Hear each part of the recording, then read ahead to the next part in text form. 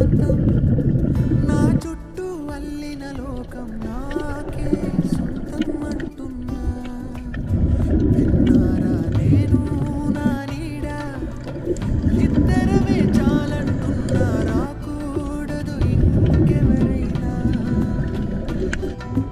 అమ్మ ఒడిలో ఉన్న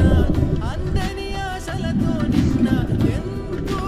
ఊరేస్తూ ఉంది జాబిల్లి అంత